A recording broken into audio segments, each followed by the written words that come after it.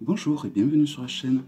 Donc dans cette vidéo, je vais vous présenter un oracle auto-édité, le The Tree of Fate. Donc c'est un oracle qui existe en 3 versions.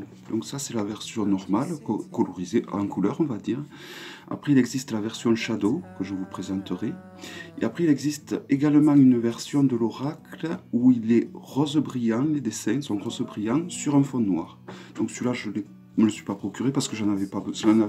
Ces 2 versions me suffisaient largement. Donc il arrive dans une boîte toute douce, comme les arcanes d'ailleurs, agréable au toucher, donc sans code barre. Donc comme je vous ai dit, je pense, je ne sais plus, je l'ai acheté dans la boutique de Wassima, donc qui possède une chaîne YouTube, Wassimagic. Donc l'avantage de son magasin, c'est qu'elle vend que des tarots et oracles auto-édités. Et comme le magasin se trouve en Europe, ça vous fait des frais de port vraiment pas chers du tout pour des oracles auto-édités. L'intérieur de la boîte est simple. Donc avec un e-book, voilà, tout en anglais évidemment. Et alors là, voilà l'intérieur de la boîte. Donc ça repose sur la matière, c'est du coton en fait, c'est du coton dur on va dire, donc très agréable au toucher. Donc le guidebook, alors j'ai essayé de traduire quelques arcanes car il est complètement en anglais et la signification qui est donnée aux arcanes ne me parle mais alors pas du tout. Alors il y a des correspondances pour chaque arcane avec un animal et une pierre.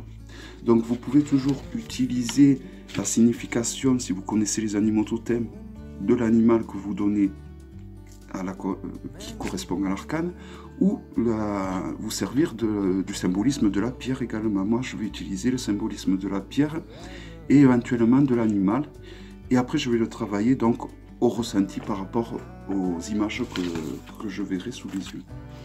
Car voilà, là, franchement, moi ça me parle pas du tout. Alors je vais quand même regarder, je vais traduire les tirages qu'il propose. Hein.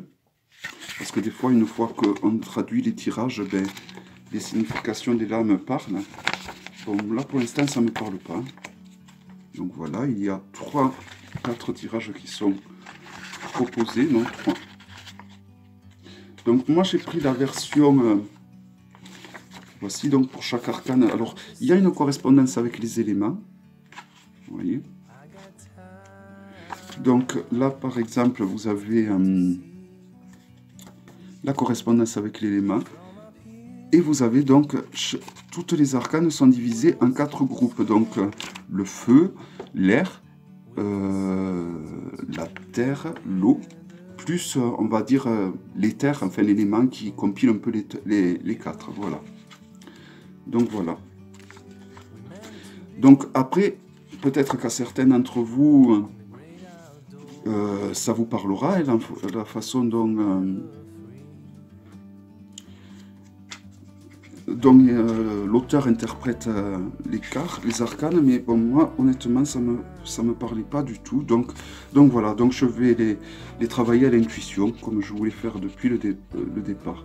Donc ça a été créé par Blair Potter et Britt June. Voilà. Donc les cartes, les arcanes, elles ont un contour hors antique.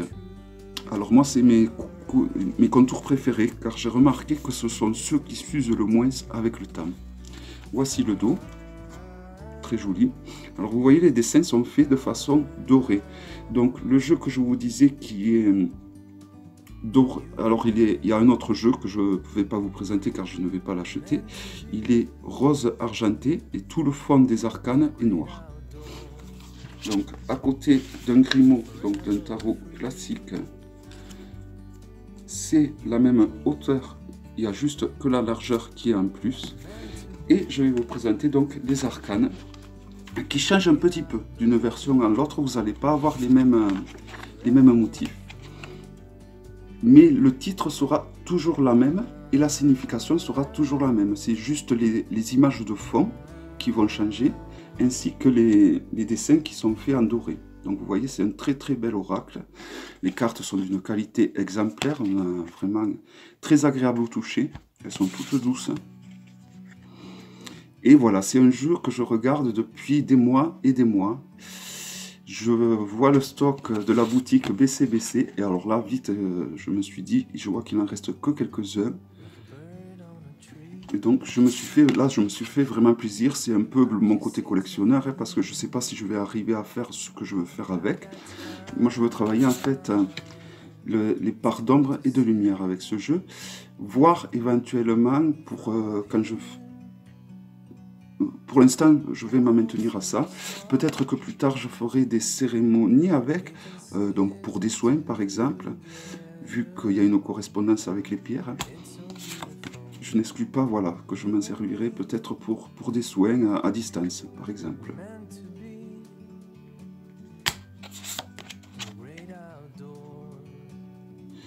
Donc je suis complètement tombé amoureux des illustrations. Et en plus, ben, la qualité du jeu, elle est top, quoi. Donc, plusieurs raisons qui fait que ça m'a poussé à le prendre. Et donc, là, il s'agit, on va dire, de la version lumineuse du jeu, de la version couleur. Et vous verrez quand je vous présenterai la version Shadow, et il est tout aussi beau, quoi. Donc, les motifs de fond sont différents. L'autre version, on dirait que c'est pris un petit peu pendant la nuit. Et là, c'est le jour, on dirait. Donc après, bon, c'est moi qui me fait cette idée, peut-être, mais voilà. C'est le ressenti que j'en ai en voyant les lames. Donc n'hésitez pas à faire pause. Hein.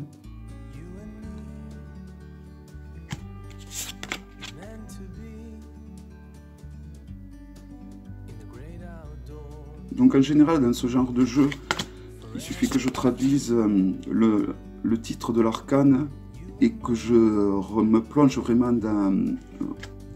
sur les dessins pour que j'arrive à l'utiliser. Donc je rajouterai l'interprétation des pierres qu'on peut rajouter aux arcanes et éventuellement des animaux, mais là au niveau des animaux j'en suis moins sûr, bien qu'ils ont quand même, on voit qu'ils ont une certaine présence dans chaque arcane, donc je pense que quand même c'est intéressant d'utiliser la signification des animaux.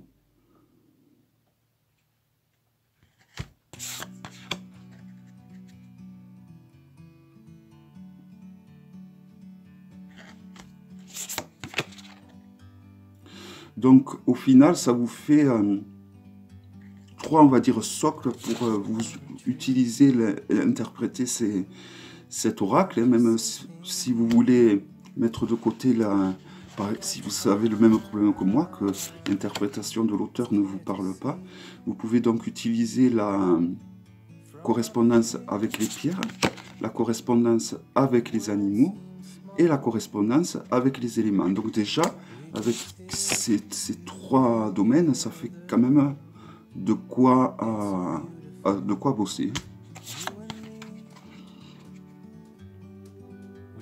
Voilà, après moi les dessins, c'est vraiment un de mes jeux que je préfère le plus parce que vraiment les dessins me plaisent énormément.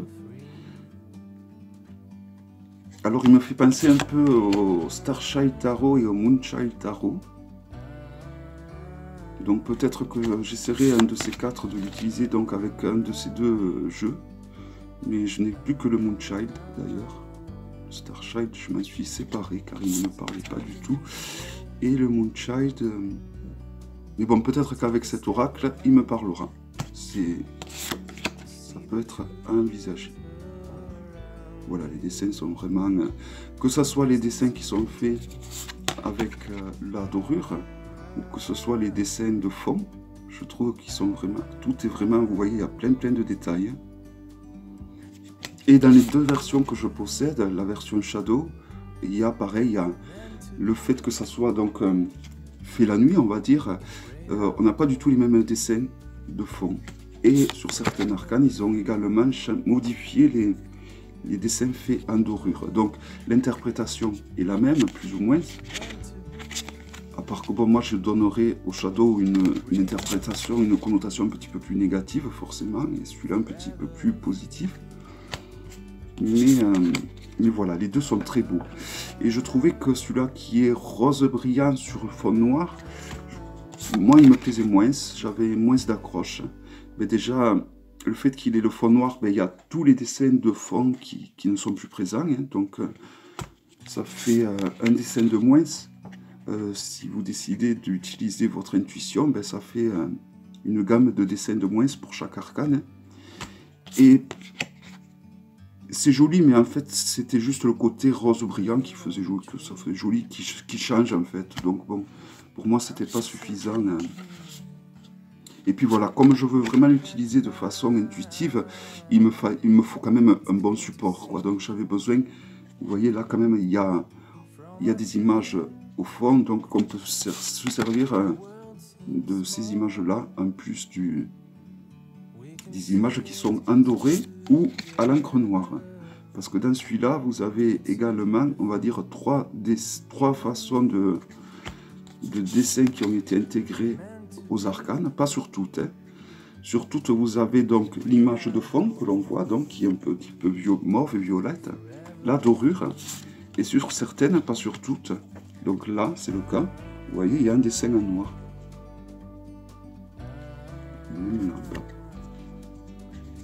Mais vraiment, c'est un très très beau jeu, très agréable au toucher. Car il est vraiment, c'est tous ces jeux qui ont un aspect très très doux. Hein. Donc très agréable au toucher, et bon voilà, les dessins sont magnifiques. Et donc j'en reviens au Moonchild Tarot, qui est un tarot qui ne me parlait pas, même si je trouvais très joli et très proche d'un point de vue graphique de celui-là. Je pense que avec ces deux oracles, je vais pouvoir en faire quelque chose. Car c'est vraiment dommage parce que c'est un très très beau tarot, le Moonchild Tarot. Voilà, si vous avez le Moonchild ou le Starchild Tarot, c'est un peu la même qualité de carte. Donc très très douce, très épaisse, et avec les contours donc or antique. Donc des contours qui, de par l'expérience de tous les jeux que j'ai, sont les contours les plus solides pour l'instant. Voilà. Et la dernière arcane, donc, que voici. Voilà, donc j'espère que cette vidéo vous aura plu, et donc je vous dis à bientôt pour la prochaine vidéo où je vais vous présenter la version Shadow. À bientôt pour une prochaine vidéo, bye bye.